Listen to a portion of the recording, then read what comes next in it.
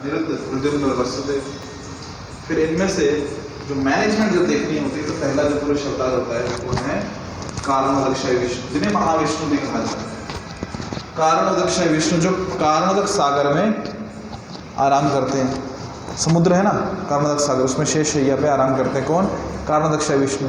फिर उन कारणोदकशय विष्णु जब लेटे हुए हैं, मैं यहाँ पे हूँ, हरे कृष्ण, सब लोग यहाँ देखें। कारणोदकशय जो विष्णु हैं उनसे अनेक सारे क्या उत्पन्न होते हैं? ब्रह्मांड उत्पन्न होते हैं। बहुत सारे ब्रह्मांड उत्पन्न होते हैं। कितने ब्रह्मांड होते हैं?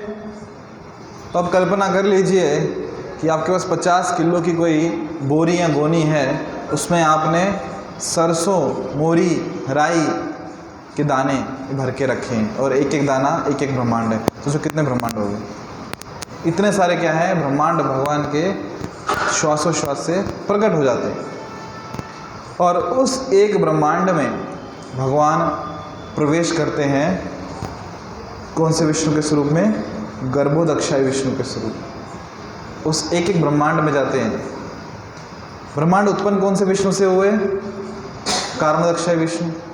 और जितने भी ब्रह्मांड हैं उन सब में प्रवेश करते हैं कौन? गर्भोदक्षाय विष्णु। उस ब्रह्मांड में प्रवेश करते हैं और फिर गर्भोदक सागर में लेटते हैं और उनके नाभि से, गर्भोदक्षाय विष्णु के नाभि से कमल निकलता है और उस कमल पे कौन विराजमान होता है? ब्रह्मा जी। और फिर ब्रह्मा जी विराजमान होते हैं, परेशान रहते हैं क्योंकि कुछ पता नहीं मैं कौन हूँ, कहाँ से आया हूँ, बात करने को कोई नहीं, कुछ दिख रहा नहीं। तो सोचते हैं कि मैं कहाँ बैठा हूँ, इस कमल पे बैठा हूँ, तो इसी का स्रोत कहाँ है, शुरुआत कहाँ है, वही देख लेता हूँ। तो वहाँ से लेकर ढूंढने जाते हैं कि इस कमल का स्रोत कहाँ है। उस कमल की नाल से पूरा नीचे आते जाते हैं, पर कुछ स्रोत दिखता नहीं है, कुछ समझ नहीं आता। बहुत समय तक गए, कुछ मिला नहीं, वापस आके कमल में बैठ जाते हैं। क्या करूँ, पूरा अंधकार में है सब कुछ, कहाँ जाए? तो फिर उनको प्रेरणा होती है, क्या? तपः। क्या सुनाई देता है? तपः। क्या सुनाई देता है? तपः सुनाई दिया उनको। भगवान ने प्रेरणा दी, क्या करो? तपस्या करो। और फिर वो तपस्या करते हैं, मंत्र का उच्चारण करते हैं। एक जगह वर्णन भी आता है कि उनको गोपाल गायत्री का मंत्र मिलता है, उसकी जप करते हैं। और फिर भगवान उनको पूरा जो उनका आध्यात्मिक जगत है उसका दर्शन कराते हैं कि भगवान गोलोक वृंदावन में क्या क्या लीलाएं करते हैं। हजारों साल तक उन्होंने तपस्या जप की। और ये तो हो गया ब्रह्मा जी का। फिर इस ब्रह्मांड में जहाँ पे भगवान गर्भोदक्षाय विष्णु के स्वरूप में प्रकट हुए, उनके नाभि से कमल प्रकट हुआ जिसपे ब्रह्मा जी विराजमान है। और अब इस सृष्टि के जो कहते हैं ना, कण कण में भगवान वास करते हैं, सबके हृदय में भगवान परमात्मा रूप में वास करते हैं। वो कौन है? वो है क्षीरोदक्षाय विष्णु, जो क्षीर सागर में श्वेत द्वीप के किनारे, श्वेत द्वीप है ना सृष्टि में, तो कभी समय मिले तो मैं यहाँ पे प्रेजेंटेशन के माध्यम से आपको दिखाऊंगा सृष्टि की रचना कैसी है। तो क्षीरोदक्षाय सागर है, क्षीर मतलब दूध का सागर है, उसमें क्षीरोदक्षाय विष्णु आराम कर रहे हैं और वही क्षीरोदक्षाय विष्णु कण कण में वास करते हैं, सबके हृदय परमात्मा स्वरूप में है। अभी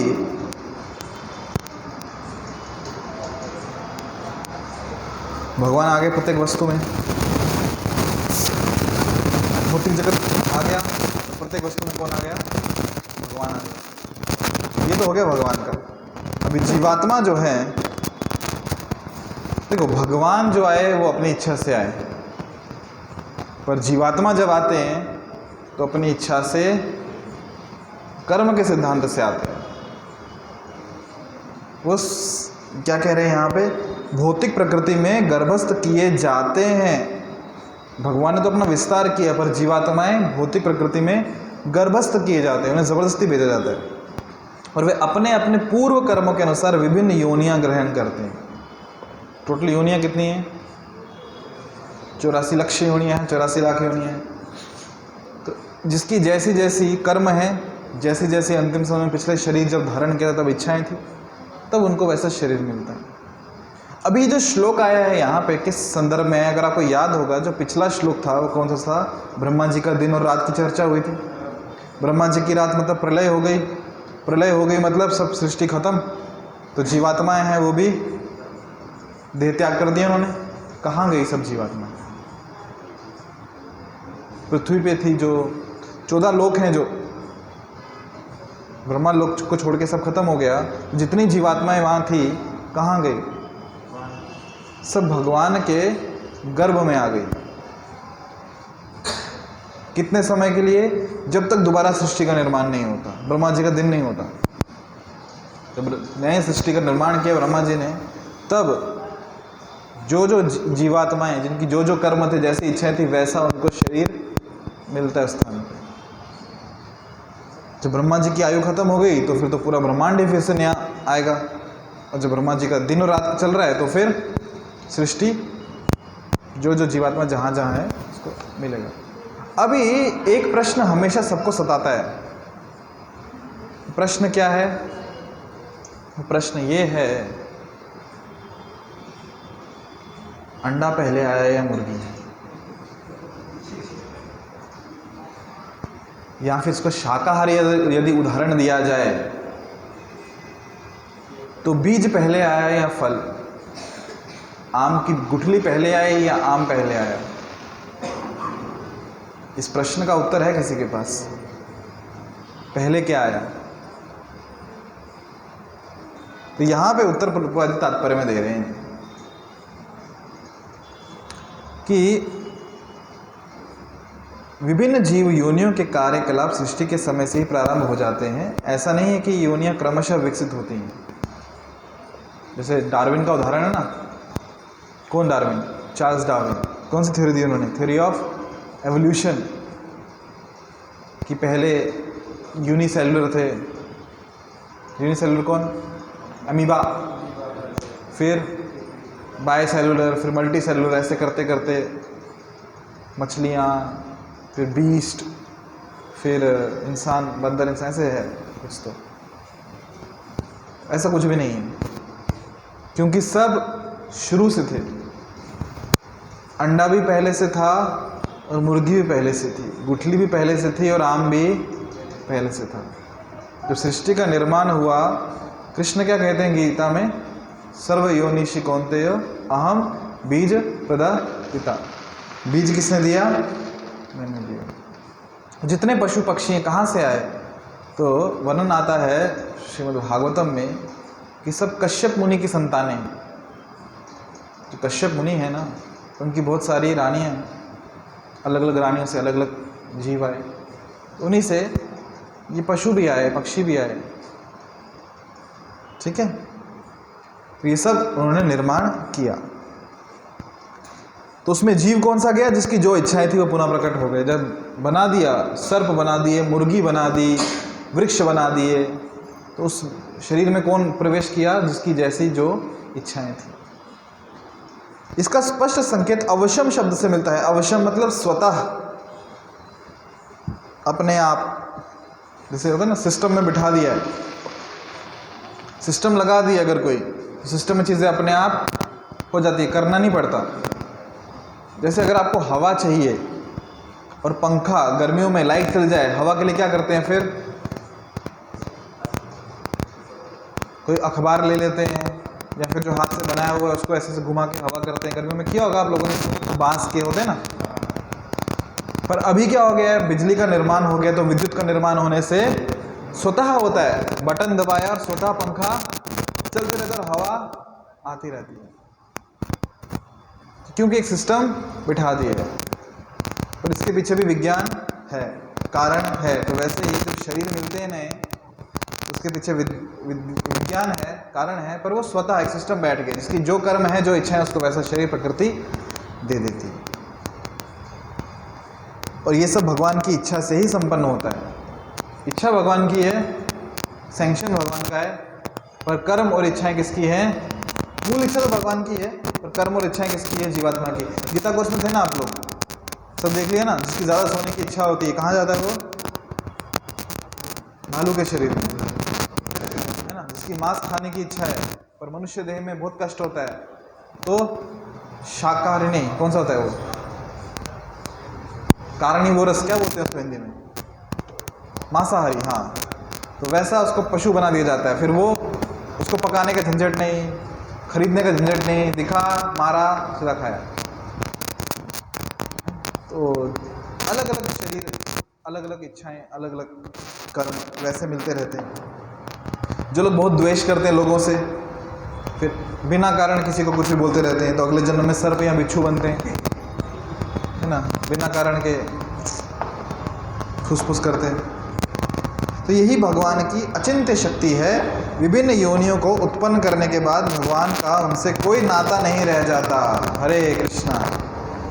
विभिन्न योनियों को उत्पन्न करने के बाद भगवान का उनसे कोई नाता नहीं रह जाता। अभी तुम देखो तुम्हारा क्या करना है। तुमको योनि जो तुम्हारी कर्म थे, इच्छा थी, तुमको दे दी है, और तुम देखो क्या करना है। क्यों? कृष्ण कहते हैं समोहम सर्वभूतेषु ना मे द्वेषे अस्ति ना प्रिय। कि सभी जीवात्मा मेरे लिए क्या है? सब भाव से देखता हूँ, समान दृष्टि से। ना किसी से द्वेष है, ना कोई मुझे प्रिय है। यह सृष्टि विभिन्न जीवों की रुचियों को पूरा करने की दृष्टि से की जाती है, तब भगवान इसमें किसी तरह से बद्ध नहीं होते हैं। भगवान बद्ध नहीं होते। इस सृष्टि बनी किस लिए? जैसे प्रभुपाद जी को एक बार एक व्यक्ति ने पूछा, स्वामी जी भगवान ने भौतिक जगत क्यों बनाया? एक चेयर ले आओ।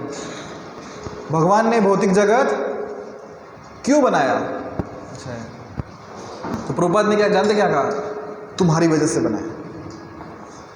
मेरी वजह से? मैंने क्या किया? बोले तुमने इच्छा की थी भौतिक जगत में आने की, इसलिए भगवान ने भौतिक जगत बनाया। तो भौतिक जगत भगवान ने किस लिए बनाया? मेरे लिए, कि मैंने इच्छा की थी भौतिक जगत में जाने की। सरकार ने जेल क्यों बनाई? क्योंकि कैदी ने गलत कर्म किया, इसलिए उसके लिए व्यवस्था की है। तो भौतिक जगत बनाने का भगवान को कोई शौक नहीं था। आध्यात्मिक जगत में सब आनंद में, भगवान भी, उनके भक्त भी, लीलाएं चल रही हैं अच्छे से। पर वो बद्ध जीवात्मा जिसको अलग से आनंद लेना है, उसको अलग से चाहिए। जाओ बेटा, बोलते ना बेटा बेटी, पापा मुझे प्रॉपर्टी में हिस्सा चाहिए, आपके साथ नहीं रहना। ठीक है, अभी क्या करेंगे, इच्छा तो नहीं है, साथ में मिल बांट के अच्छे से हंसी खुशी रह सकते हैं, पर इसको प्रॉपर्टी में अलग से हिस्सा चाहिए। ले अपना हिस्सा, जा जी ले अपनी जिंदगी, फिर परेशान रहता है वो। तो भगवान इससे बद्ध नहीं होते। तो हम सब जीवात्मा बद्ध हुए हैं इस जगत में। किसके कारण? अपनी इच्छाओं के कारण। किसी को जबरदस्ती नहीं है। बहुत बार प्रश्न पूछते हैं दुनिया बनाने वाले, क्या तेरे मन में समाई, काहे को दुनिया बने? काहे को उन्होंने नहीं बनाई, काहे को हमने बनाई? घर में अच्छे से थे ना, क्यों चाहिए प्रॉपर्टी में हिस्सा? घर में हंसी खुशी थे ना, जॉइंट फैमिली, क्यों चाहिए प्रॉपर्टी में हिस्सा? क्यों अपना घर अलग से बसाना है? तो जब प्रॉपर्टी में हिस्सा चाहिए, घर में अलग से बसाना है, फिर परेशानियां तो आएगी ना, आएगी कि नहीं आएगी? फिर बच्चे पालने हैं तो परेशानी तो होगी। जॉइंट फैमिली थी, पूरा गांव साथ में था, सब अच्छे से पाल सकते थे, संस्कार भी दे सकते थे। आज एक स्टूडेंट से डिस्कस कर रहा था, उसको प्रोजेक्ट मिला था। प्रोजेक्ट क्या था? Influence of gangster on the life of Gen Z. जो आज की जनरेशन है उनके ऊपर जो गैंगस्टर लोग हैं ना, गैंगस्टर जानते हैं क्या होते हैं? जो गुंडे, मवाली, लोफर, छपरी लोग, इनका इतना प्रभाव क्यों पड़ रहा है? क्या कारण है? कारण क्या है? कारण यही है कि हमको अलग से रहना है। कहते हैं कि बच्चे को पालने के लिए पूरा गांव लगता है, अकेले माता पिता का काम नहीं है। और पहले जॉइंट फैमिली होती थी। जॉइंट फैमिली क्या बोलते हैं हिंदी में? क्या? एकत्र कुटुंब। तो सब साथ में रहते थे, तो गांव में पूरे गांव को पता होता था ये लड़का किसका है। और लड़का या लड़की कोई गलत कार्य कर रहे हैं तो गांव में कोई भी बड़ा व्यक्ति उसको तमाचा लगा देता था। और वो रोता हुआ घर पे आए ना तो घर वाले उसी को डांटते थे बच्चे को, तूने कुछ तो किया होगा इसलिए तुझे पड़ी, इसलिए सुना है। क्योंकि गांव का हर कोई व्यक्ति ये अपना अधिकार मानता था कि बच्चा या बच्ची मेरा है, इसको सुधारना मेरा कर्तव्य है, क्योंकि गांव का बच्चा है। और घर में अगर वो कंप्लेन भी करे कि वो कंप्लेन कर भी नहीं सकता था क्योंकि पता है कंप्लेन की तो मुझे ही डांट पड़ेगी, मुझे एक और पड़ेगी, तो कुछ नहीं बोलता था वो। तो बच्चा फिर संस्कारी होता था। अभी प्रॉपर्टी में हिस्सा चाहिए, हिस्सा लेके अलग से अपनी फैमिली करनी, तो फिर क्या होगी, न्यूक्लियर फैमिली होगी, पति पत्नी एक या दो बच्चे। और अभी नौबत ऐसी है, संस्कार कहाँ से मिलेंगे? पति जॉब करता है, पत्नी भी जॉब करती है, माता भी जॉब करती है, पिता भी जॉब करते हैं, बच्चों को संस्कार कौन देगा? संस्कार कहाँ से मिलेंगे? फिर घर में रहता है, फ़ोन हाथ में, टीवी सामने है, जो संस्कार मिलेंगे कहाँ से मिलेंगे? मीडिया से मिलेंगे। और स्कूल में अगर टीचर ने कभी गलती से उसको डांट दिया या मार दिया और फिर बच्चा घर पे आके कंप्लेन करता है और माता पिता जाके स्कूल में टीचर को सुनाते, तुमने हमारे बच्चे को कैसे डांटा और कैसे मारा, फिर संस्कार कहाँ से आएंगे? फिर इन्फ्लुएंस किसका होगा? गैंगस्टर का ही होगा। तो वही हम लोग भी थे अपने घर में, जॉइंट फैमिली में, पूरे गांव में एक साथ। कौन सा गांव? कौन सा गांव? वृंदावन नाम का गांव, जहाँ पे हम सब थे। और एक दिन इच्छा हुई क्यों यहाँ पे प्रॉपर्टी में हिस्सा चाहिए, अलग से रहेंगे हम, आ गए अलग से। और अभी परेशानियाँ ख़त्म ही नहीं हो रही, एक के बाद एक। तो गांव में खुश है, गांव में रहना चाहिए, है ना? प्रॉपर्टी में हिस्सा नहीं मांगना चाहिए। इसलिए क्या करना चाहिए? वापस गांव चले जाना चाहिए। कौन सा गांव? गोलोक वृंदावन, जहाँ हंसी खुशी रहे। वृंदावन के एक भक्त हुए हैं जिनका नाम गौर किशोरदास बाबा जी महाराज। नाम सुना है आपने? गौर किशोरदास बाबा जी महाराज नाम सुना है? कहाँ पे सुना है? हमारे आचार्य हैं यहीं पे सामने। प्रूपा जी दिख रहे हैं आपको? प्रूपा जी गुरु महाराज कौन? भक्ति सिद्धांत सरस्वती ठाकुर। उनके गुरु कौन? गौर किशोरदास बाबा जी महाराज। इनका जन्म हुआ था फरीदाबाद में, जो आज के डेट में बांग्लादेश है। ये बात है लगभग 1938 की, 20वीं शताब्दी। तो इसी महीने में नवंबर में उनका जन्म हुआ था। और कौन सी तिथि को जानते हैं? अभी आ रही है एकादशी। कौन सी एकादशी आ रही है? उत्थान एकादशी, देव उठी एकादशी, आषाढ़ी एकादशी आई थी, देवशयनी एकादशी। भगवान विष्णु शेष शैया पे सो लिए, गुड नाइट, देवताओं की रात्रि शुरू हो गई। और फिर आए हमारे चतुर्मास। चतुर्मास में देवताओं की रात्रि होती है और वर्षा ऋतु होती है। कोई शुभ कार्य, मंगलमय कार्य, शादी वगैरह नहीं होती। कैसे कर रहे पता नहीं, जनरली नहीं होती। कब तक? देव उठी एकादशी। देव उठी एकादशी को भगवान विष्णु जागते हैं, गुड मॉर्निंग हो जाता है और फिर सब शुभ कार्य आरंभ हो जाता है। और देव उठी एकादशी को ही, इस पुण्यतिथि को, गौर किशोरदास बाबा जी महाराज का जन्म हुआ, जो कब है? नहीं, उनका जन्म नहीं हुआ, तिरुभाव है शायद से, तिरुभाव है। इस पवित्र समय में उनका तिरुभाव हुआ। और इस तिरुभाव तिथि को हम बहुत धूमधाम से मनाते हैं। प्रश्न उठ सकता है, कितने महान आचार्य गौर किशोरदास बाबा जी महाराज चले गए, दुख होना चाहिए। हम तिरुभाव तिथि को क्यों मना रहे हैं? उसमें आनंद की क्या बात? देखिए, भगवान भी प्रकट होते, अवतीर्ण होते। तो भगवान जब प्रकट होते हैं उस उत्सव को धूमधाम से मनाते हैं। कृष्ण जन्माष्टमी, राम नवमी, है ना? सीता नवमी, राधा अष्टमी, वराहदेव आते हैं, नरसिंह भगवान आते हैं, है ना? नरसिंह चतुर्दशी होती है, वामन देव का आविर्भाव दिवस है। तो भगवान के जितने भी प्रकट होते हैं, जब भी प्रकट होते हैं, आविर्भाव दिवस को हम धूमधाम से मनाते हैं। कभी सुना है भगवान का तिरुभाव दिवस मना रहे हैं? कृष्ण किस दिन गए, राम किस दिन गए। हाँ, अगर हम एस्ट्रोलॉजिकल कैलकुलेशंस निकाले तो डेट पता चल जाएगी कि इस दिन भगवान गए। नरसिंह भगवान कब गए, वामन वराहदेव कब गए, मनाते हैं? नहीं मनाते। सिर्फ क्या मनाते हैं? उनका प्राकट्य दिवस मनाते हैं, किस दिन प्रकट हुए भगवान, उनकी जयंती मनाते हैं, जाने की तिथि। पर जो वैष्णव हैं उनका आविर्भाव दिवस भी मनाते हैं और तिरुभाव दिवस भी मनाते हैं। क्यों? उनकी आने की भी खुशी है और जाने की भी खुशी। कारण है क्योंकि भगवान जब प्रकट होते हैं ना तो उनका वैभव तुरंत फैल जाता है, उनका यश और कीर्ति तुरंत फैल जाती है। जैसे भगवान श्री कृष्ण जब प्रकट होते हैं, प्रकट होने से पहले ही जब माता के गर्भ में है, देव की गर्भ में, तुरंत देवता लोग प्रकट होते हैं और उनकी गर्भ में स्तुति कर रहे हैं। गर्भ स्तुति श्रीमद् भागवतम में 10वें स्कंद में स्तुति है कि देवता लोग स्तुति कर रहे हैं किसकी? भगवान श्री कृष्ण की, जब वो गर्भ में है। चैतन्य महाप्रभु जब प्रकट हो रहे हैं तभी से शची माता को स्वप्न में देवता लोग दिखाई दे रहे हैं कि देवता लोग आगे दर्शन कर रहे हैं। नरसिंह भगवान प्रकट हुए हैं, सभी देवता प्रकट हो गए उनकी स्तुति के लिए। तो भगवान जब भी प्रकट होते हैं पूरी सृष्टि को पता चल जाता है भगवान प्रकट हुए, उनकी स्तुति होती है, उनका वैभव, उनका यश फैल जाता है। तो उनका तिरुभाव मनाने की जरूरत नहीं पड़ती। पर जो वैष्णव है वो जब प्रकट होते हैं ना, किसी को समझ नहीं आता कि महान वैष्णव आचार्य प्रकट हुए, पर जब वो जाते हैं ना तब उनका यश और कीर्ति फैलती है, इसलिए उनका तिरुभाव मनाया जाता है। हरिदास ठाकुर महान आचार्य, नाम आचार्य, प्रतिदिन 3 लाख नाम जप करते थे। उनका जन्म हुआ कहाँ पे? यवन परिवार में।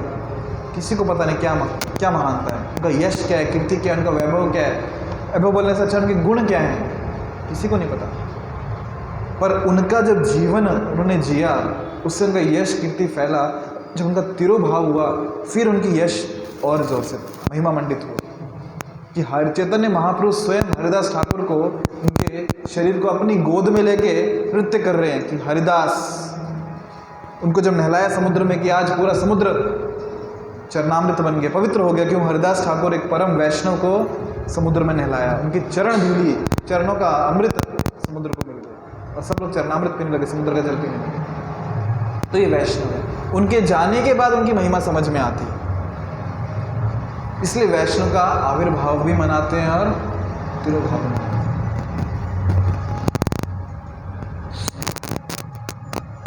वैष्णव जो है ना वो भगवान से भी ज़्यादा कृपालु है, उनकी महिमा भगवान से भी ज़्यादा है।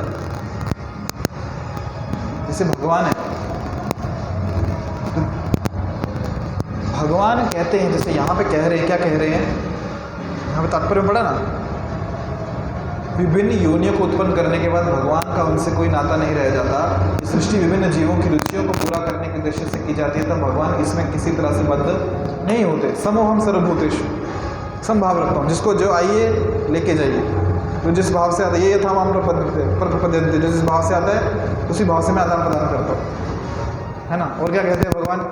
सर्वधर्मान परित्यज्य माम एकम शरणम व्रज अहम त्वं सर्वपापेभ्यो मोक्षयिष्यामि मा शुचिः। सभी धर्मों का त्याग करके क्या करो? सभी धर्मों का त्याग करके मेरी शरण में आ जाओ। पहला क्या बोला? कंडीशन क्या रखी? मेरी शरण में आओ, तब कृपा मिलेगी। ऐसे कृपा मिलेगी क्या? कहीं आग लग गई है, आग बुझाने के लिए क्या चाहिए? जल चाहिए, पर जल कहाँ पे है? समुद्र में है। आग कहाँ लगी है? जंगल में लगी है।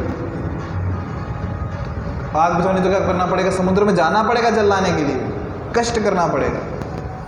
तो भगवान को पाना है ना, तो क्या करना पड़ेगा? कष्ट करना पड़ेगा। संसार में जल रहे हैं हम लोग, जल रहे हैं? नहीं जल रहे? किससे जल रहे हैं? किससे जल रहे हैं? नहीं जल रहे। किससे जल रहे हैं? अंदर जलता है हृदय। किसी के पास हमसे बड़ी गाड़ी हो तो, किसी का बंगला हमसे बड़ा हो तो, किसी की साड़ी हमसे सुंदर हो तो, किसी के अकाउंट में हमसे ज़्यादा पैसे हो तो, किसी के सर पे हमसे ज़्यादा बाल हो तो जलता है कि नहीं? अंदर बहुत जलता है। ईर्ष्या से द्वेष से हृदय जलता है, इच्छाओं से जलता है, कामनाओं से जलता है, क्रोध से जलता है, अहंकार से जलता है। हम सब जल रहे हैं। तो जब इस जलती अग्नि में शांति चाहिए तो जल कहाँ मिलेगा? इसलिए हम गाते हैं ना नरोत्तम दास ठाकुर की प्रार्थना, नरोत्तम दास ठाकुर नहीं, विश्वनाथ चक्रवर्ती ठाकुर, गुरु अष्टकम सुबह सुबह। संसार दावानल लीढ़लोक प्राणाय कारुण्य घन घनात्म। संसार क्या है? दावानल है, संसार में आग लगी है। संसार दावानल लोक त्राणाय कारुण्य घन घनात्म। जो वैष्णव आचार्य विशेषकर जो गुरु महाराज हैं वो किसकी तरह हैं? उस मेघ की तरह, घन की तरह हैं, बादल की तरह हैं, जो क्या कर रहे हैं? समुद्र इसमें जल का भंडार है पर समुद्र जल नहीं देता, पर बादल समुद्र से जल लाके जहाँ आग लगी है उस वन में, जंगल में बारिश कर देते हैं। तो गुरु उस प्रकार हैं। कृष्ण जो कृपा के सागर हैं, करुणा के सागर हैं, पर तब तक नहीं देंगे जब तक जीवात्मा कृष्ण के पास स्वतः जाए, कृपा दो, जल दो, नहीं मिलेगा। पर गुरु जो हैं, वैष्णव जो हैं, क्या करते हैं? वो स्वयं कृष्ण से, समुद्र से जल, कृष्ण से कृपा लेके आते हैं, और जहाँ हम हैं, जहाँ आग लगी है, वहाँ के ऊपर कृपा की वर्षा कर देते हैं। तो कौन ज़्यादा कृपालु है, कृष्ण या गुरु? ज़्यादा कृपालु कौन, वैष्णव या कृष्ण? वैष्णव। कि कृपा बांटने स्वयं निकल पड़े। पर जो वैष्णव हैं, जो गुरु हैं, जो उनकी कृपा हमें मिली है, उस कृपा को, उस करुणा को, उसको क्या धन्यवाद देंगे हम? जो हम पे परोपकार हुआ है, जो ऋण, जिस ऋण, गुरु के जो ऋण है, ऋणी हैं हम, उस ऋण से मुक्त हो पाएंगे क्या करें? उस ऋण से मुक्त कैसे होंगे? बादल आए, आग लगी थी जंगल में, बादल आए, कृष्ण से करुणा लेके आए, वर्षा कर दी, आग बुझ गई हमारी, हम शांत हो गए, अमृत में वर्षा हो गई, कृष्ण भक्ति मिल गई। धन्यवाद कैसे देंगे? क्योंकि जब तक धन्यवाद देना है, बादल बारिश करके जा चुके हैं, क्या धन्यवाद देंगे? बादल आए थे, आग लगी थी, वर्षा हुई, बादल चले गए। ऋण से मुक्त कैसे होंगे? धन्यवाद कैसे देंगे? हम त्रस्त थे जीवन में, हमारे जीवन में वैष्णव आए, गुरु आए, हमें आशीर्वाद दिया, कृष्ण भक्ति करना सिखाया, और जब तक हम कर रहे हैं, समझ में आ रहे हैं, गुरु और वैष्णव चले गए कहाँ पे? भगवान के धाम। ऋण से मुक्त कैसे हो जाएंगे? एक बार शिष्यों ने प्रभुपाद जी को पूछा, प्रभुपाद आपने हमें कहाँ से कहाँ पहुँचाया? हम कहाँ नरकीय जीवन में थे, नारकीय जीवन में आपने हमें वैष्णव बना दिया। हम बहुत ऋणी हैं आपके लिए, हम क्या करें आपके लिए? ये ऋण कैसे चुकाएं? प्रभुपाद जी ने कहा, ऋण चुकाना है तो एक ही काम करो। क्या? यदि धन्यवाद देना चाहते हो, इतनी कृतज्ञता है, तो एक ही कार्य करो। क्या कार्य करो? कि जो आपको मिला है ना, उसको स्वीकार करो। जो आपको कृष्ण भक्ति मिली है ना, जो आपको चैतन्य महाप्रभु का संदेश मिला है ना, उसको क्या करो? स्वीकार करो, अपने जीवन में उसका पालन करो, और फिर दूसरों को बांटो। जन्म सार्थक करी परोपकार। पहले उसको स्वीकार करो, फिर दूसरों को बांटो। पर कृतज्ञता कैसे चुकाएंगे? हम नहीं चुका पाएंगे। वैष्णव का आविर्भाव होता है, वो जीवन एक जीता है, और जब तक उनकी महिमा समझ में आती है कि कितनी करुणा उन्होंने कृपा हम पे की है, तब तक उनका तिरोभाव हो जाता है, वो चले जाते हैं, हम नहीं चुका पाएंगे। और तब उनकी महिमा समझ में आती है कि हमारे जीवन में उनका क्या महिमा थी, क्या उनका योगदान था। आनंद इस बात का है कि वो भगवान के धाम, उनकी नित्य लीला में वापस प्रवेश कर लिए, अभी वो भगवान के सानिध्य में है। और दुख भी है कि हमें उनका अभी संग, उनका सानिध्य नहीं मिलेगा। तो गौर किशोर दास बाबा जी महाराज, आने वाली उत्थान एकादशी जो रविवार को आ रही 2 तारीख को, उनका तिरुभाव दिवस, उनका जन्म फरीदाबाद में हुआ, आज की तिथि में बांग्लादेश। बहुत ही कम उम्र में उनका विवाह हो गया था, वैश्य परिवार से थे। वैश्य परिवार मतलब वैश्य किसे कहते हैं? व्यापारी, जो व्यापार करते हैं, बिजनेस क्लास, है ना। तो कृष्ण भी वैश्य थे, कह सकते हैं। कृष्ण के वर्ण आश्रम से ऊपर है, पर कृष्ण भी गोरक्षा, वाणिज्य, खेती, है ना, ये सब करते थे। ये भी उसी कुल में इनका भी जन्म हुआ, वैश्य कुल में, और कम उम्र में उनका विवाह हो गया। उनकी पत्नी का भी देहांत हो गया। तो लगभग 30-35 की आयु थी उनकी रही होगी। वो वृंदावन में आ गए। और वृंदावन में, अच्छा, नाम क्या था इनका? नाम था वंशीदास, पहले से नाम था। वृंदावन में आए, इन्होंने दीक्षा ले ली, हरिनाम दीक्षा। किससे? भगवान दास बाबा जी महाराज से। वृंदावन में दीक्षा ले ली, हरिनाम में लग गया, हरे कृष्ण महामंत्र उसका जप करने लगे, प्रतिदिन जप करते थे। काफ़ी समय जप करते करते एक बार बंगाल आ गए महाप्रभु की जन्मस्थली देखने के लिए, और वहाँ पे उनको संग मिला जगन्नाथ दास बाबा जी महाराज। जगन्नाथ दास बाबा जी महाराज कौन? यहाँ पे आप देख सकते हैं, गौर किशोर दास बाबा जी महाराज का भक्तिनाथ ठाकुर, और उनके बाद जगन्नाथ दास बाबा जी महाराज। जगन्नाथ दास बाबा जी महाराज, भक्ति विनोद ठाकुर, गौर किशोर दास बाबा जी महाराज, भक्ति सिद्धांत सरस्वती ठाकुर, ये सब समकालीन भक्त थे, एक ही समय में थे। कैसे? क्योंकि जगन्नाथ दास बाबा जी महाराज की आयु बहुत थी, 148 साल उनकी आयु थी, 148। तो वहीं पे उनके सानिध्य में रहे। जगन्नाथ दास बाबा जी महाराज ने उनको आदेश किया, तुम यहीं पे रहो अभी, और वहीं पे रहने लगे फिर नवद्वीप में, बंगाल में। भक्ति विनोद ठाकुर जी, उनकी भी दीक्षा हुई थी, पर शिक्षा जो उन्होंने ली, उन्होंने जगन्नाथ दास बाबा जी महाराज से ली। देखिए, जब गुरु शिष्य परंपरा भगवद गीता में देखते हैं, शुरू में है ना लिस्ट, यदि आप भगवद गीता खोलेंगे तो भगवद गीता की शुरुआत में ही, कहाँ पे? पहला अध्याय की शुरुआत, पेज नंबर,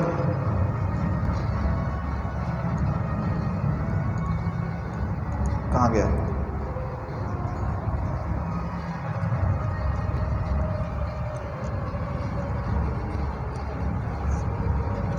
हाँ, ये देखिए, गुरु परंपरा, गुरु शिष्य परंपरा है। तो इसमें आप देखेंगे कि गौर किशोर दास बाबा जी महाराज का, इसका नाम है भक्ति विनोद ठाकुर, और उनके बाद जगन्नाथ दास बाबा जी महाराज, नीचे से ऊपर। तो यहाँ पे ये जो परंपरा है, कौन सी है? ये शिक्षा परंपरा है, दीक्षा परंपरा नहीं। गौर किशोर दास बाबा जी महाराज ने दीक्षा तो ली भगवान दास बाबा जी महाराज से, पर शिक्षाएं किससे ली उन्होंने? भक्ति विनोद ठाकुर जी से। और भक्ति विनोद ठाकुर जी ने दीक्षा किन्हीं और से ली, पर शिक्षा किससे ली? जगन्नाथ दास बाबा जी महाराज से। इसलिए वही शिक्षा परंपरा यहाँ है। तो गौर किशोर दास बाबा जी महाराज, भक्ति विनोद ठाकुर, सब भक्ति सिद्धांत ठाकुर, ठीक है, भक्ति सिद्धांत ठाकुर तो बाद में है। जगन्नाथ दास बाबा जी महाराज, गौर किशोर दास बाबा जी महाराज, भक्ति विनोद ठाकुर, ये सब बैठ के एक साथ कथा कीर्तन करते थे। भक्ति विनोद ठाकुर जी जगन्नाथ दास बाबा जी महाराज से सुनते थे, और गौर किशोर दास बाबा जी महाराज भक्ति विनोद ठाकुर से सुनते थे। बहुत नाम जप करते थे, बहुत नाम जप, 128 माला, 100 के ऊपर माला, नाम जप ही करते रहते। और कथा श्रवण करने के लिए कहाँ पे आते थे? स्वधाम सुखद कुंज, भक्ति विनोद ठाकुर जी के घर पे आते थे। स्वानंद सुखद कुंज, ये उनके घर का नाम था। भक्ति विनोद ठाकुर जी उनके घर पे आते थे, वहाँ कृष्ण कथा होती थी, कीर्तन होता था, उनसे सुनते थे। अभी गौर किशोरदास बाबा जी महाराज, हरे कृष्ण,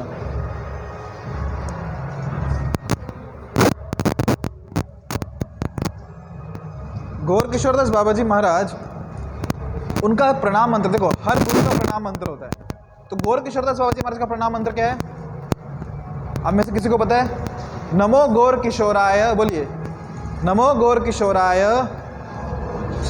आवाज आ रही है? नमो गौर किशोराय साक्षात वैराग्य मूर्ते विप्रलंबर सांबोधे पादाम्बुजायते नमः। ये गौर किशोरदास बाबा जी महाराज का प्रणाम मंत्र। उन्होंने बाबा जी वेश धारण किया था कि नमो गौर किशोराय, साक्षात वैराग्य मूर्ति की, साक्षात वैराग्य की मूर्ति थी वो। वस्त्र क्या पहनते थे? वस्त्र खरीदने डीमार्ट, प्रोजोन, रिलायंस यहाँ नहीं जाते थे, वो ऑनलाइन भी ऑर्डर नहीं करते थे। किसी ने भी वस्त्र जो पहन के त्याग दिया है, अभी किसी काम का नहीं है, वो वस्त्र उठा के पहन लेते थे। और भोजन कैसे करते थे? तो कोई बर्तन किसी ब्रज में, वृंदावन में या कहीं पे नवद्वीप में किसी ने जो बर्तन को किसी ने फेंक दिया है कि उसके किसी काम का नहीं है, टूटा हुआ बर्तन है, उस टूटे हुए बर्तन को उठा लेते थे और माधुकरी करते थे, भिक्षा मांगते, भिक्षा मांग के निर्वाह करते थे। ऐसा उनका वैराग्य जीवन था। और वो जब जब करते थे सबको समझ में आता था कितने वैरागी हैं। अभी आपको पता है कृष्ण के 6 ऐश्वर्य, षड ऐश्वर्य कौन कौन से हैं? कृष्ण के 6 ऐश्वर्य पता है कौन कौन से हैं? पहला कौन सा है? हरे कृष्णा। कृष्ण के 6 ऐश्वर्य कौन से हैं जो भगवान बनाते हैं कृष्ण को? यश और सुंदरता, तीसरा श्री, धन, चौथा बल, पांचवा बुद्धि और छठा वैराग्य। तो वैराग्य भी क्या है? एक वैभव है। तो सब चीज़ें आकर्षित करती है ना हमको। सुंदरता आकर्षित करती है, यश आकर्षित करता है, बुद्धि आकर्षित करती है, बल आकर्षित करता है, क्या रह गया और? यश आकर्षित करता है। किसी के पास से थोड़ा भी आकर्षित करता है ना, वैसे वैराग्य भी आकर्षित करता है। बाबा जी महाराज वैराग्य देख के लोग आकर्षित होते थे उनसे, उनके पास आते थे, उनको प्रणाम करते थे और प्रणाम करके क्या मांगते थे? उनके पास जो भी इच्छाएं। आज आप देखते हैं कहीं पे गद्दी लगती है, गद्दी जानते हैं? नहीं जानते, ठीक है। कहीं पे दरबार सजता है और लोग अपनी अपनी इच्छा लेके जाते हैं, ये इच्छा है, वो इच्छा है। महाराज एक बैठे होते हैं गद्दी पे, व्यासपीठ पे, इच्छा पूरी करते रहते हैं। तो जब इनके पास कोई भी आता था, इनको पसंद नहीं आता था। कोई भी आ रहा है, पाँव छू रहा है, मांग रहा है, क्या मांग रहा है? भौतिक इच्छाएं, मेरी जॉब लग जाए, मेरा पैसा फंसा हुआ है निकल जाए, शादी हो जाए, है ना, कुछ ना कुछ भौतिक ही मांग रहे हैं, उनको पसंद नहीं आता था। तो क्या करते थे? गांव से बाहर दूर जाके रहते थे। किधर? वहाँ पे जहाँ सुबह सुबह सब लोग अपनी विष्ठा त्याग करने जाते हैं, पब्लिक टॉयलेट, जिसे सामान्य भाषा में कहते हैं, क्या कहते हैं? वो होता है ना म्यूनसिपैलिटी का टॉयलेट रहता है ना, वैसे पब्लिक टॉयलेट में दूर, गांव से दूर वहाँ जाके रहते थे और अपने आप को टॉयलेट के अंदर लॉक कर लेते थे अंदर से और वहीं बैठ के नाम जप करते थे। सोचिए हमको कैसा लगता है? कहीं पहाड़ हो, झील हो, ठंडा पानी, ठंडी ठंडी हवाएं बह रही हैं, पुष्प सुगंधित हैं, है ना, ऐसी छाँव में बैठ के झरने बह रहे हैं, कल कल कल कल कल कल, हरियाली है चारों तरफ, वहाँ बैठ के क्या करें? नाम जप करें, हरे कृष्ण कृष्ण कृष्ण हरे हरे, हरे राम राम राम हरे हरे। क्या आनंद है ऐसा नाम जप में। और ये कहाँ पे जप कर रहे हैं? गांव से बाहर पब्लिक टॉयलेट जहाँ कोई जाना पसंद नहीं करेगा, वहाँ पे अपने आप को अंदर से बंद कर लिया और वहाँ बैठ के टॉयलेट में बदबू में बैठ के नाम जप कर रहे हैं और आनंद में। लोग पूछते थे महाराज अब इतनी वहाँ क्यों बैठे हैं? बोले नहीं नहीं नहीं, ये दुर्गंध जो है ना ये मैं सहन कर सकता हूँ, पर ये जो भौतिकवाद, जो लोगों की जो भौतिक इच्छाएं ना, जो मांगने आते रहते हैं, मुझे परेशान करते रहते हैं, मेरे नाम जप में जो बाधा पड़ती है ना उनसे, वो मैं सहन नहीं कर सकता। ये नाम में रुचि थी उनकी। एक बार तो भक्ति सिद्धांत सरस्वती ठाकुर के कुछ अनुयायी पहुंच गए महाराज को ढूंढने के लिए। तो पता चला महाराज बाथरूम में अंदर से बंद किया हुआ है, टॉयलेट में, बाहर से बजा रहे महाराज खोलो महाराज खोलो, महाराज नहीं खोल रहे, बोले मुझे नहीं खोलना। पर जब पता चला कि नहीं भक्ति सिद्धांत ठाकुर ने भेजा है, फिर दरवाज़ा खोला। वैराग्य शिरोमणि थे। नमो गौर किशोराय साक्षात विराग्य विप्रलंबर सांबोधे। अम्बुद, अम्बुद मतलब समुद्र, सागर है वो, किसके? विप्रलंब, जो रस है ना विप्रलंब का। वृंदावन में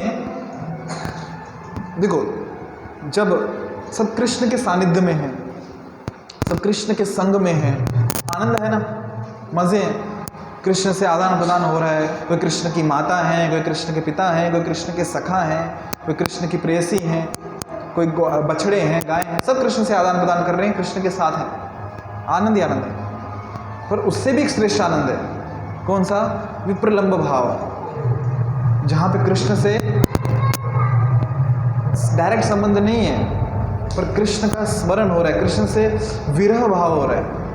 जैसे कृष्ण जब चले गए हैं गायों के साथ या बछड़ों के साथ उन्हें चराने के लिए वन में, तो जो पीछे रह गई है ना सखियाँ या माताएं, कृष्ण का स्मरण कर रही है, कृष्ण कब आएंगे? तो दिन भर किसके स्मरण में है? कृष्ण के स्मरण में, कृष्ण के स्मरण में। तो वो जो रस है ना, उसे श्रेष्ठ कहा गया है, क्योंकि जब कृष्ण साथ में हैं, कृष्ण के साथ खेल रहे हैं, कृष्ण को की सेवा कर रहे हैं, तो हो सकता है कृष्ण का स्मरण ना हो। पर जब कृष्ण साथ में नहीं है, कृष्ण दूर है, उनसे विरह महसूस हो रहा है ना, तो हमेशा कृष्ण के स्मरण है, इसलिए उसे श्रेष्ठ कहा गया, क्योंकि उससे प्रेम और बढ़ता है। किसमें? विरह भाव में। जब किससे दूरी महसूस होती है ना, तो प्रेम और बढ़ता है। तो जो जगन्नाथ गौर किशोरदास बाबा जी महाराज जो क्या है, वो सागर है किसके? विप्रलंब भाव के। गौर किशोरदास बाबा जी महाराज कभी नहीं गए कि मैंने कृष्ण को देखा, मैंने श्रीमती राधा रानी को देखा, मुझे दर्शन हुए श्रीमती राधा रानी के, मुझे दर्शन हुए कृष्ण के, कभी नहीं। और इस भावना को कभी उन्होंने प्रोत्साहन भी नहीं दिया। कोई व्यक्ति यदि उनसे कहे कि मैंने राधा रानी को देखा, स्वयं श्रीमती राधा रानी मेरे समक्ष प्रकट हुई, कृष्ण मेरे समक्ष प्रकट हुए, कभी उन्होंने उसकी स्तुति नहीं की, कभी भाव भी नहीं दिया ऐसे लोगों को जो कहते थे कि मुझे दर्शन हो गए। हालांकि उन्हें स्वयं भी दर्शन होते थे, इतना नाम जप करते थे, पर कभी नहीं बोला कि नहीं मुझे दर्शन हो गए। हमेशा इसी भाव में रहते थे कि मुझे कब दर्शन होंगे, श्रीमती राधा रानी अब कब दर्शन होंगे, कृष्ण अब कब दर्शन होंगे। हमेशा वो विरह भाव में रहते थे, विप्रलंब भाव में रहते थे। उसके बाद सागर थे वो। और ये हमें सीखना चाहिए आचार्य से। हमें कभी ऐसे नहीं करना चाहिए। पता है कल सपने में कौन आया मेरे? कल मुझे सपने में कृष्ण के दर्शन हुए, कल स्वयं श्रीमती राधा रानी मेरे पास आई सपने में। पता है मुझे ललिता सखी के दर्शन हुए, मुझे बलराम जी के दर्शन हुए। नहीं, इसको हमारे आचार्यों ने कभी इस भावना को प्रोत्साहन नहीं दिया क्या पब्लिकली ढिंडोरा पीट रहे मुझे दर्शन हुए। प्रोत्साहन किसको मिला है कि कब दर्शन होंगे, वो लालसा, वो विरह भाव कि कब प्रकट होंगे।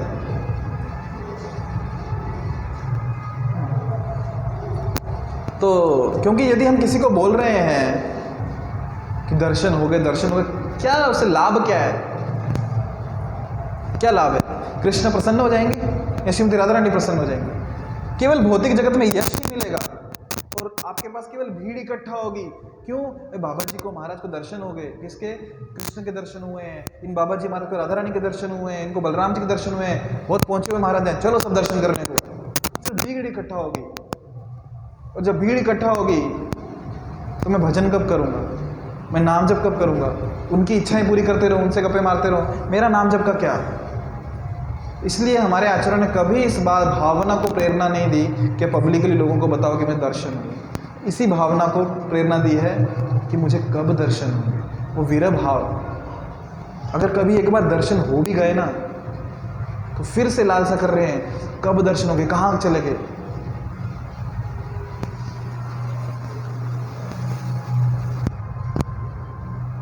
चैतन्य महाप्रभु,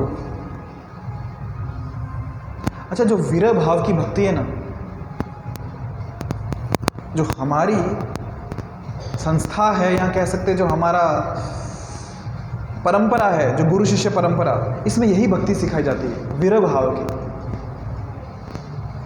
क्योंकि हमारा संप्रदाय कौन सा है? ब्रह्म मध्व गौड़ीय संप्रदाय।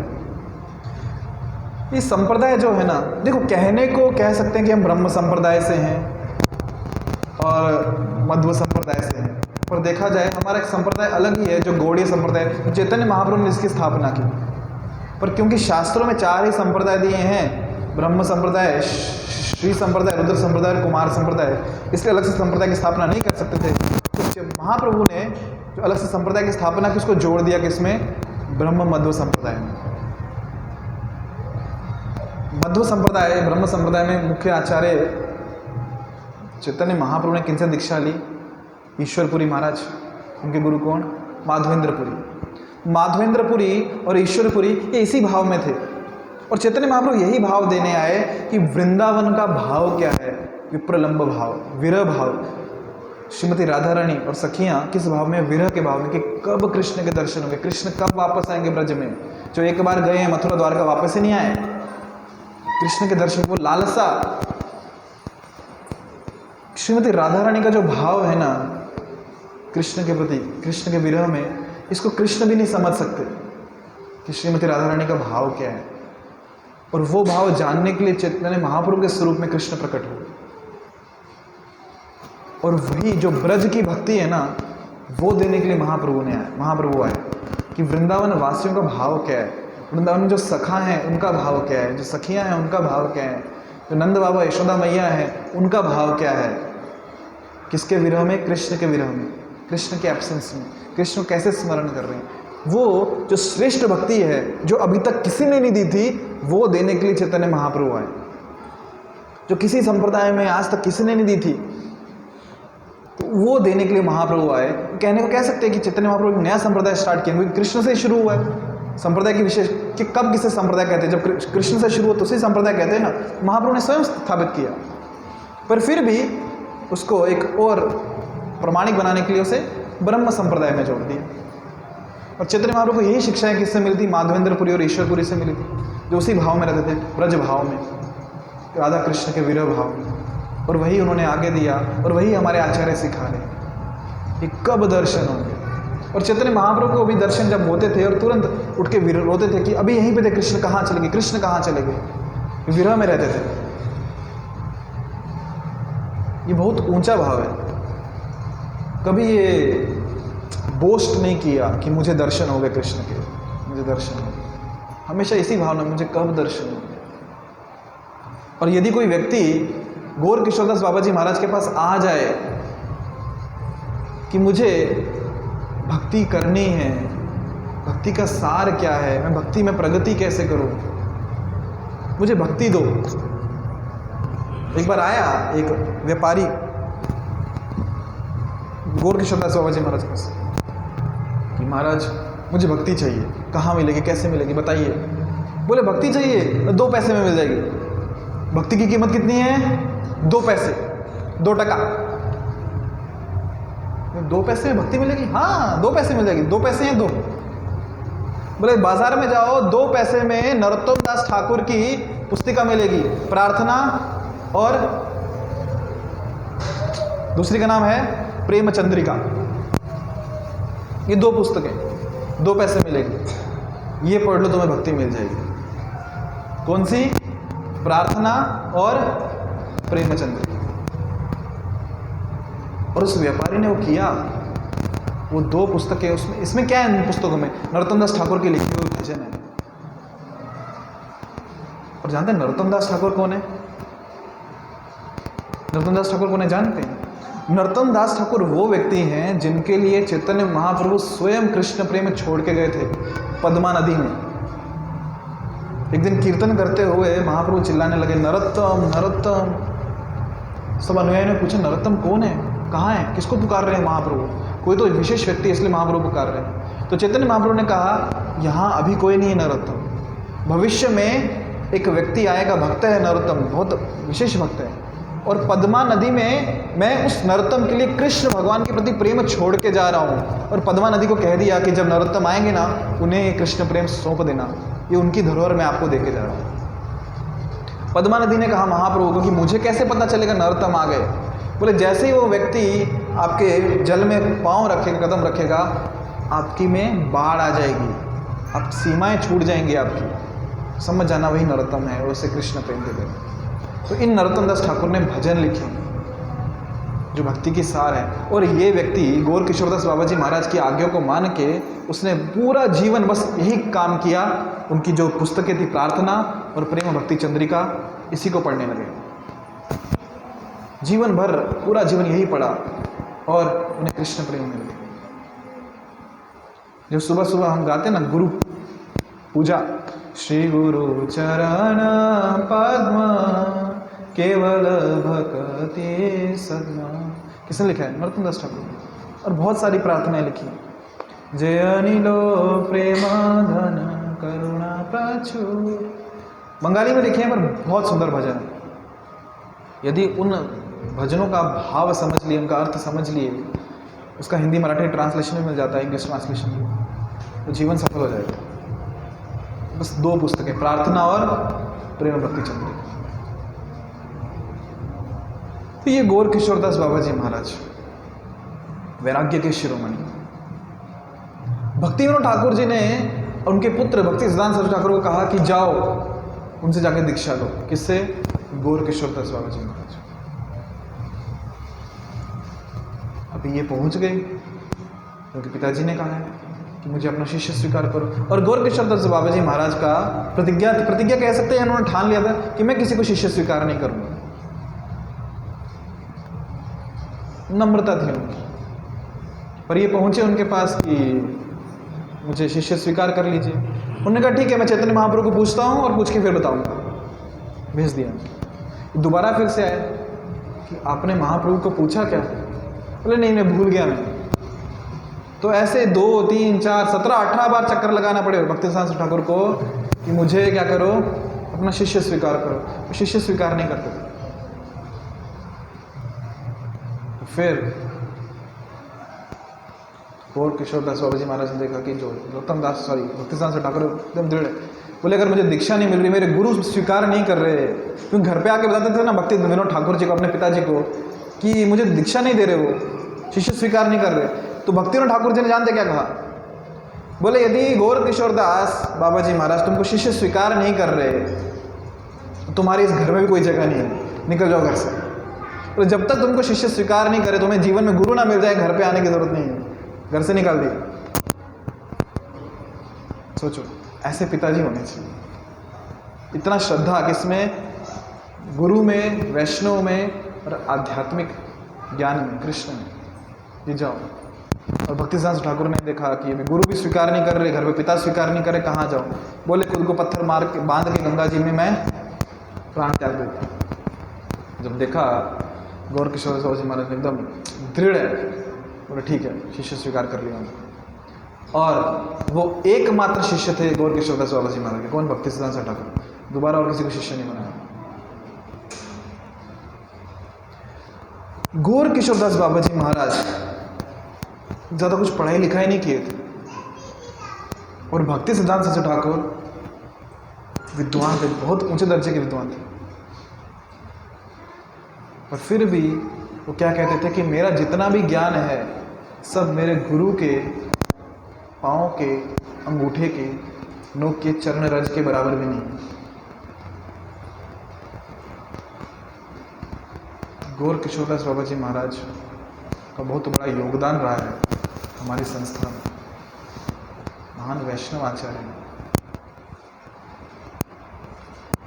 गौर किशोरदास बाबा जी महाराज, और भक्ति विनोद ठाकुर जी, जगन्नाथ बाबा जी महाराज, ये सब साथ बैठ कथा कीर्तन श्रवण का चलता था। तो उनका ही तिरुभाव दिवस आ रहा है, उत्थान एकादशी को। उस दिन हमें प्रार्थना करनी चाहिए गौर किशोरदास बाबा जी महाराज को कि जो उनकी श्रद्धा है किसमें? हरि नाम में, कि टॉयलेट में बैठ के भी नाम जप कर रहे हैं। हमारी क्लास में एक स्टूडेंट था, स्कूल डेज की वजह 9th 10th क्लास का टॉपर, लड़की थी। अभी मैं आपको बता रहा हूँ ये कथा गौर किशोरदास बाबा जी महाराज की, तो मुझे ध्यान में आई वो बात कि वो बाथरूम में जाके पढ़ाई करती थी। क्यों? घर में गेस्ट आए हैं, कुछ चल रहा है, ये चल रहा है, पढ़ाई नहीं हो रही, पर पढ़ाई मुझे करनी है, तो बाथरूम में बैठ के पढ़ाई करती थी। ये सूत्रों से बात पता चली। उसके फ्रेंड्स लोगों ने बताया कि वो बाथरूम में बैठ के पढ़ाई करती है, तब जाके टॉपर है वो। मतलब वो सोचो ना कितना दृढ़ प्रतिज्ञा कि मुझे पढ़ाई करनी है, तो वैसे मुझे नाम जप करना है, फिर बाथरूम में बैठ के क्यों ना हो, वहाँ कितनी दुर्गंध क्यों ना हो, बाहर लोग परेशान करने, मुझे नाम जप करना। वो श्रद्धा होनी चाहिए नाम जप, वो श्रद्धा भक्तों में, नाम जप में। तो उनसे प्रार्थना करनी चाहिए जैसे में जो वैराग्य है, जो हमें नाम जप के प्रति श्रद्धा है, उसका एक बूंद भी हम में आ जाए तो हमारा कल्याण हो जाएगा, है ना। हरे कृष्ण। हाँ, तो चर्चा चल रही थी कि भगवान क्या है, भगवान क्या है, करुणा के सागर हैं, पर करुणा पाने के लिए उनके पास जाना पड़ता है। तो जो वैष्णव हैं, गुरु हैं, वो भगवान की करुणा लेके हमारे पास खुद चल के आते हैं। तो आज का जो श्लोक हमने देखा उसी के संदर्भ में गौर किशोर दास बाबा जी महाराज की भी कथा हमने चर्चा किया।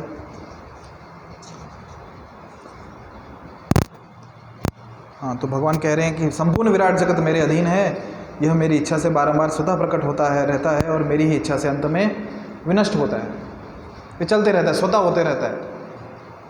पर यदि हमें इससे बाहर निकलना है तो ऐसे परम वैष्णवों से प्रार्थना करनी चाहिए, वैष्णव का आश्रय लेना चाहिए, ताकि हम भी नाम जप के माध्यम से, सेवा के माध्यम से, आश्रय के माध्यम से, विशेषकर भगवान और भक्तों के आश्रय से, इस जो इस सृष्टि का निर्माण और प्रलय चल रहा है ना, जीवात्मा में बार बार अपने कर्म और इच्छाओं से भौतिक जगत में आते रहते हैं, अलग अलग योनियों में, उस सर्कल से, चक्र से, हम जन्म मृत्यु के चक्र से बाहर निकल जाए।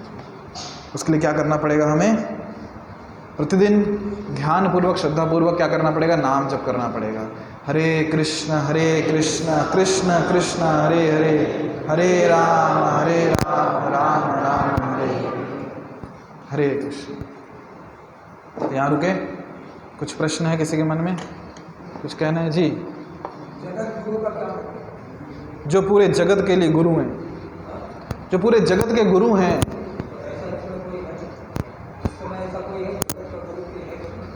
हाँ, शिल प्रभुपाद जी पूरे जगत के गुरु हैं। शिल प्रभुपाद जी पूरे जगत के गुरु हैं, पूरे विश्व में उन्होंने सबको मार्गदर्शन किया और आज भी कर रहे हैं उनके शास्त्र ग्रंथों के माध्यम से, तात्पर्य के माध्यम से, गीता, भागवत, चैतन्य चरितामृत, जो विशेष उन्होंने ग्रंथ लिखे हैं उनके माध्यम से आज भी पूरे विश्व को मार्गदर्शन कर रहे हैं। इसलिए शिल प्रभुपाद जी जगत के गुरु हैं, जगत गुरु हैं। कृष्ण वंदे भी जगत गुरु बराबर है, कृष्ण हैं जो पूरे जगत के गुरु हैं, क्योंकि जितने भी परंपरा है, गुरु शिष्य परंपरा, मूल कहाँ से आई है, कृष्ण से आई है ना। कृष्ण भी जगत गुरु हैं और प्रभुपाद जी विशेषकर हैं जगत के गुरु। तो कृष्ण जगत गुरु है और हम कृष्ण के जन्म में आए, तो वो बादल की व्यवस्था नहीं कर सकते हमारे लिए, पानी की व्यवस्था नहीं कर सकते? डेफिनेटली करेंगे। अगर वो जगत गुरु, हाँ, तो जगत गुरु हैं, तो जब हम कृष्ण के पास जाएंगे, कृष्ण के आश्रय में जाएंगे, बात बराबर है ना कि कृष्ण के आश्रम में जाएंगे तो कृष्ण क्या करेंगे, कृष्ण हमारे जीवन में गुरु को भेजेंगे। क्यों? जब वो खुद जगत गुरु है, तो जगत गुरु क्यों? हाँ, वो इसलिए क्योंकि हमारे जीवन में व्यक्तिगत एक लिविंग गुरु, एक जीवित गुरु की आवश्यकता पड़ती है। तो अभी लिविंग गुरु इसमें कौन? बहुत सारे हैं, इस्कॉन में, संस्था में बहुत सारे जीवित गुरु हैं जो हमें मार्गदर्शन कर रहे हैं। स्थान की संस्था के अलावा कहीं नहीं है। इस्कॉन संस्था के अलावा भी है, मैं इस्कॉन इसलिए बोल रहा हूँ क्योंकि मैं इस्कॉन में हूँ। बाकी संप्रदाय भी हैं जहाँ पे गुरु हैं जो मार्गदर्शन कर रहे हैं। और अगर कोई संप्रदाय से नहीं जुड़े तो वो भगवान को नहीं पाते। देखो, अगर सिंपल सा उदाहरण देता हूँ आपको मैं, शायद से पिछली बार भी उदाहरण दिया था मैंने, कि यहाँ से यदि आपको सिडको जाना है, N1 सिडको बस स्टैंड जाना है, तो आप अगर स्वतः जाना चाहते हैं, अब हो सकता है आप पहुँच भी जाएं, नहीं भी पहुँचे, कष्ट बहुत होगा क्योंकि आपको डायरेक्शन पता नहीं किस दिशा में जाना है। हिट एंड ट्रायल बेसिस पे कोशिश करते करते कभी ना कभी किसी ना किसी साल के में पहुँच जाएंगे। पर यदि आप गुरु का आश्रय लेते हैं, जो जिनको पता है कि सिडको बस स्टैंड कहाँ है, वो तुरंत पहुँचा देंगे। तो अगर आप डायरेक्ट कृष्ण वंदे जगत गुरु करके जाना चाहते हैं तो कितना समय लगेगा, कैसे जाएंगे, कहाँ जाएंगे, आपकी गलतियाँ निकालने के लिए कोई नहीं है, आपको मार्ग दिखाने के लिए कोई नहीं है, भूले भटके कब पहुँचेंगे भगवान जाने। पर कोई जीवित गुरु के आश्रय में रह के, जो परंपरा में है, उनके मार्गदर्शन में यदि कृष्ण को पाना चाहते हैं तो सरल आपको विधि बता देंगे, उपाय बता देंगे, दिशा दिखा देंगे, मार्ग बता देंगे, आप बहुत कम समय में पहुंच जाएंगे। निर्णय आपका है कैसे जाने। यस, 4 संप्रदाय में से किसी एक को गुरु स्वीकार करना पड़ेगा, उनका आश्रय लेना पड़ेगा।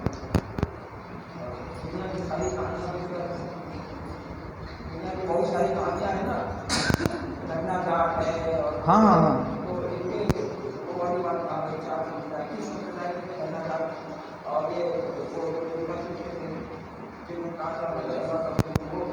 कौन सा धन्ना जाट मुझे समझ में आया, दूसरा कौन सा बोला?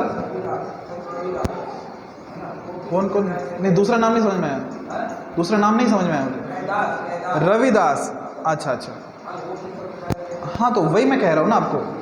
देखो, धन्ना जाट और संत रविदास जो आपने उदाहरण दिए, ये एक्सेप्शंस उदाहरण है। एक्सेप्शन मतलब कि अब यहाँ से सिडको बस स्टैंड जाएंगे, पॉसिबिलिटी है पहुँचेंगे, पॉसिबिलिटी अब नहीं भी पहुँचेंगे, दोनों हैं, पर अगर गुरु का आश्रय लेंगे तो डेफिनेटली पहुँचेंगे। तो अभी धन्ना जाट का उदाहरण दे रहे हैं, विशेष जीवात्मा है वो, उन्होंने उतना शरणागति की, वो पहुँच गए। पर ऐसे कितने दूसरे धन्ना जाट देखे आपने? एक धन्ना जाट हुआ, दूसरे कितने धन्ना जाट हुए? दो आदमी मेरी जानकारी में ऐसे हैं, जितने कभी बात होती है, मैं काशी जाता हूँ, वो बोलते हैं उन्हें भगवान के दर्शन सपने में जैसे होते हैं, या कभी जैसे वो घर से उनको पता लगता है कि आज ऐसा होने वाला जाते हैं तो अक्सर से वही घटना होती है। तो और जब भी वो किसी चालू घटना से कभी नहीं, तो इसका क्या क्यों आखिर? देखो, हाँ देखो, इसीलिए गुरु की आवश्यकता पड़ती है, इसी कारण से गुरु की आवश्यकता पड़ती है, जो आपने उदाहरण दिया। क्योंकि सपने में कृष्ण दिखना, ये कहीं पे भी हमारे शास्त्रों में नहीं कहा है कि जीवन सफल हो गया आपको सपने में यदि कोई भगवान दिख रहे हैं तो, या फिर कोई घटना होने वाली है उसकी पूर्व अनुभूति हो गई, ये भी जीवन का लक्ष्य नहीं है। इसलिए गुरु की आवश्यकता पड़ती है कि हमें समझ में है कि जाना कहाँ पे। और दूसरी बात कि जैसे आपने कहा कि गुरु के बिना भी कैसे संभव है। देखो, जो हमारे आचार्य उन्होंने हमें यही सिखाया है कि गुरु के बिना यदि भगवान भी आ जाए तो भगवान को भी गुरु स्वीकारना पड़ता है। यदि आप देखेंगे जितने भी भगवान ने अवतार लिए सब ने गुरु स्वीकार किया, और जिस अवतार ने गुरु स्वीकार नहीं किया उन्हें हमने स्वीकार नहीं किया। राम आए गुरु स्वीकार किया, कृष्ण आए गुरु स्वीकार किया, हम उनकी उपासना करते हैं। पर जब भगवान बुद्ध के रूप प्रकट हुए, बुद्ध अवतार में गुरु स्वीकार नहीं किया, इसलिए हम बुद्ध अवतार को प्रणाम करते हैं पर उनकी शिक्षाओं को स्वीकार नहीं करते, क्योंकि उन्होंने गुरु को स्वीकार नहीं किया। नहीं, हम गुरु के स्वीकार होना चाहिए, दूसरी बात हम ये कर रहे हैं कि एक ये वैज्ञानिक रूप है, चारों का आपने बताया है, ये वैज्ञानिक रूप है, और बहुत से लोग दुनिया जैसे हैं जो इनमें से आज तक इनका नाम नहीं सुना गया है, उनकी कैसे जैसे हमने लोग जब आपने भगवान के 6 ऐश्वर्य और होते हैं, 2 साल से हम इनको देख रहे हैं, 6 का 6 कोई नहीं बताया, किसी ने नहीं बताया कि 6 होते हैं।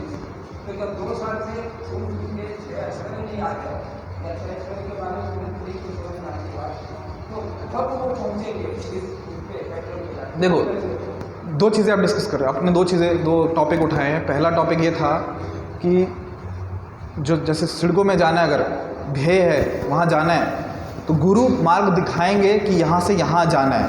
ये सहूलियत हमें गुरु से मिल गई। गुरु नहीं रहेंगे तो पता नहीं चलेगा जाना कहाँ है और कैसे जाना है। अभी गुरु मिल गए, उन्होंने मार्ग दिखा दिया कहाँ जाना है, कैसे जाना है। चलना किसको है? चलना तो अपने को है, हाँ ना, तो चलना अपने को है। हाँ, तो अभी हम लोग 2 साल से हैं, 4 साल से हैं, गुरु मार्ग दिखा रहे हैं, चलना तो अपने को ही है ना। मार्ग दिखे, हम नहीं चल रहे तो उसमें समस्या गुरु की नहीं है, समस्या चलने वाले की है।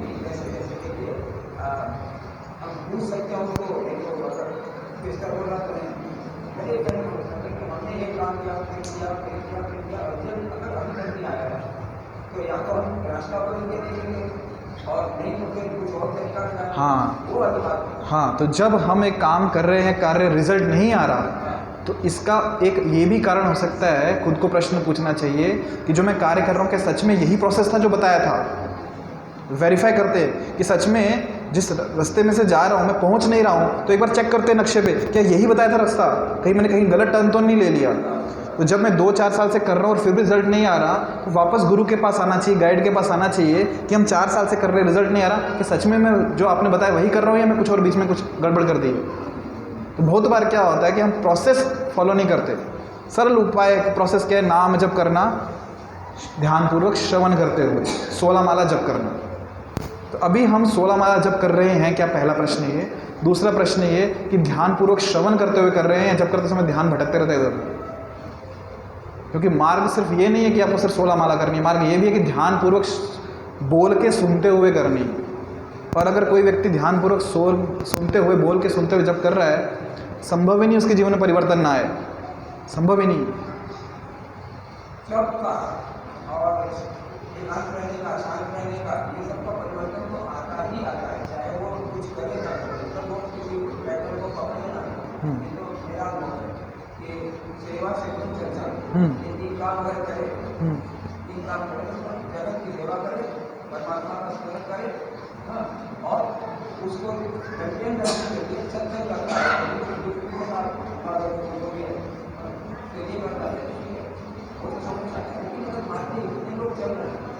इन्हें देख के अमल में इस प्रकार आगे और अभी तक ये भी नहीं सोचे वो वाली स्थिति को वो क्या। तो ये प्रश्न आपके ऊपर है, सबके ऊपर। प्रश्न समझ में आया? प्रश्न ये बहुत सरल है। प्रभु जी ने पूछा कि आप सब लोग इतने सालों से नाम जप कर रहे हो, भक्ति कर रहे हो, परिवर्तन कहाँ है?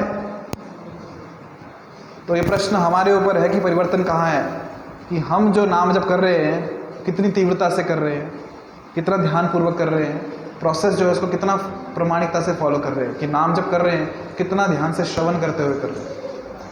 यदि कर रहे हैं प्रोसेस को अच्छे से फॉलो तो डेफिनेटली अनुभव आ रहे होंगे, और नहीं आ रहे तो आज ही अपने आप को प्रश्न पूछे कि गड़बड़ कहाँ हो रही है, कि मैं प्रोसेस ठीक से फॉलो कर रहा हूँ या नहीं कर रहा हूँ, मैं नाम जप सुनते हुए कर रही हूँ या नाम जप करते समय मेरा मन इधर उधर भटक रहा है।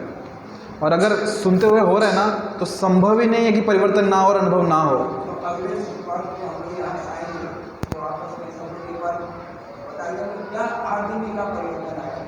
देखो वो दूसरों को बताने की आवश्यकता नहीं है। जैसे मैंने भोजन किया तो मुझे समझ में आता मेरा पेट भरा कि नहीं भरा।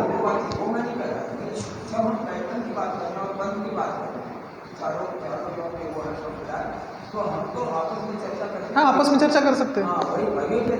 हम आते हैं बैठ के पाठशाला जैसे सुनते हैं और कतार में निकल जाते हैं, मुझसे संतुष्टि नहीं होती। हमें ये चाहिए कि हाँ कैसे कैसे और क्या आप कितनी माला नाम जप करते हैं? आप कितनी माला नाम जप करते हैं? तो ये क्या होता है आपको कि हाँ बहुत कम समय मेरा बर्बाद जाता है। नहीं, माला कितनी जप करते हैं? माला से नहीं। हाँ, तो आज से आप माला पे जप शुरू कीजिए। माला पे हाँ, यहाँ की दूसरा समझ आएगा कि जब हम किसी ऐसे भौतिक कार्य तक जिसमें माला हमारे पास नहीं होगी। नहीं, जिस समय नहीं है वो बात की बात है, बट एक समय हमारे दिन में होना चाहिए जहाँ पे माला पे नियम पूर्वक हरे कृष्ण महामंत्र का जप करें एक जगह बैठ के।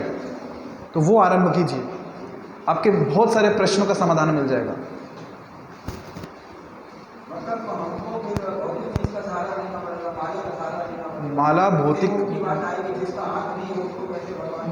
नहीं, माला भौतिक वस्तु नहीं है। हमारे आचार्य भी जो 2-3 लाख नाम जप कर रहे हैं, कहते संख्या पूर्वक नाम गान नित्य भी, संख्या पूर्वक नाम जप होना चाहिए और माला पे ही होना चाहिए। ठीक है ना, लेकिन जिसके हाथ नहीं, एक आदमी यहाँ है उसके दोनों हाथ नहीं, वो कैसे मानता है? पर भगवान की कृपा से आपके पास तो हाथ है ना।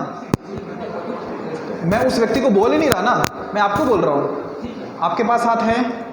आपके पास हाथ हैं? नहीं, सुनिए ना, आपके पास हाथ हैं? हाँ या ना? हाथ हैं आपके पास? है। आप माला पे जप कर सकते हैं? तो कल से आप माला पे जप आरंभ कीजिए, प्रतिदिन 16 माला ध्यानपूर्वक हरे कृष्ण महामंत्र का श्रवण करते हुए। फिर अगली बार हम चर्चा करेंगे क्या अनुभव हुआ।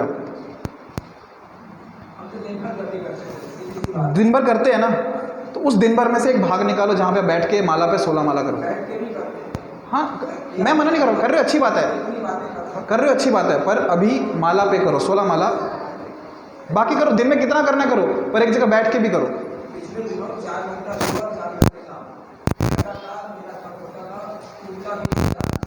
कहाँ मना कर रहा हूँ, धन्यवाद उसको। वापस आके बैठना, वापस आके बैठना। हाँ, तो करो ना, माला पे करो। नहीं, वो सब ठीक है, उससे तो धन्यवाद है, बहुत अच्छा है जो कर रहे हो, बहुत अच्छा है। मैं बस ये कर रहा हूँ, उसमें एक चीज़ ऐड करो क्या ऐड करो उसमें, जोड़ो, माला पे 16 माला बैठ के जप करो हरे कृष्ण महामंत्र का, बोल के सुनते हुए, मन में नहीं, बोल के सुनते हुए। और फिर हम चर्चा करेंगे हम दोनों ही क्या अनुभव हुआ। ठीक है, हरे कृष्ण। दामोदर अष्टकम करेंगे अभी।